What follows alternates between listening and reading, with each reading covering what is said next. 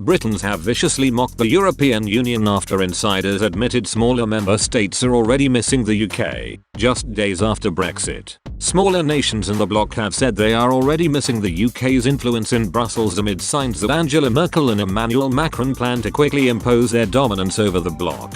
Angry officials raged Ms. Merkel has demonstrated she is willing to flex her muscles in Britain's absence by pushing through a trade deal with China as Germany's 6-month presidency of the EU concludes. The EU and China have agreed an investment deal which the German Chancellor has insisted will provide companies in the bloc with greater access to Chinese market, help redress unbalanced economic ties. But the deal is already quickly threatening to create a huge new rift. One Brussels diplomat told Politico, "There's a lot of frustration among smaller countries about the way the Commission has been used to push through one of Merkel's pet projects at the end of her term and the end of her legacy. Is this the way the EU will work post-Brexit? The Brits are just out and we're already missing their open market-oriented approach. If Germany weighs in too much, smaller EU countries have nothing to say." Now Britons have reacted by mocking the EU, with the UK having just fully severed all ties with the bloc. One person said, "Not our problem. Those smaller countries ignored our warnings, sat on their hands when we demanded reforms, went along with the attempted bullying when we exercised our right to leave, and they must now deal with the consequences. No longer our concern.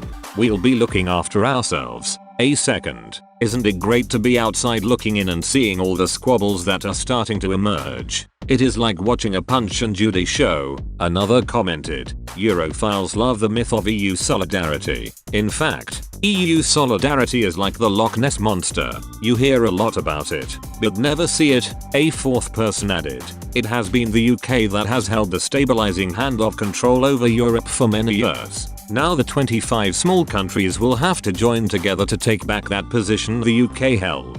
If they don't, they will be left for dust. Better still, I would suggest they all leave the EU and join the UK, who will join the Pacific and Asian group that will be far larger than the EU in the next year or so." A fifth person commented, "We owe them nothing, not even the time of day. The agreement with China has been under negotiation for the past 7 years and could take at least another 12 months to fully come into effect. This deal was struck after China's President Xi Jinping and Ms. Merkel held a video call, along with French President Emmanuel Macron, European Council President Charles Michel and European Commission President Ursula von der Leyen.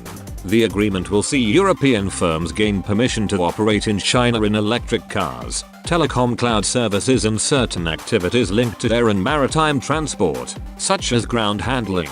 But officials from Italy, Poland, Belgium and Spain are unhappy at the way Germany has pushed through the agreement, rejecting their warnings it ignored slave labor concerns in China and risked alienating incoming US President Joe Biden. The insiders claim they have felt like they have been steamrolled by Ms. Merkel and the German engine that exists within Brussels. Critics of the agreement between the two sides also fear it hands a boost to President Xi, whose government has come under mounting pressure for its brutal crackdown on democracy in Hong Kong, treatment of minorities in Xinjiang and its reaction to the coronavirus pandemic. Italian Foreign Affairs Minister Ivan Scalfarotto told, "We are giving a positive signal to China at a time of significant human rights concerns." German officials have launched a strong defense, insisting they and the European Commission consulted with other capitals and that while some raised objections, no one held up a stop sign.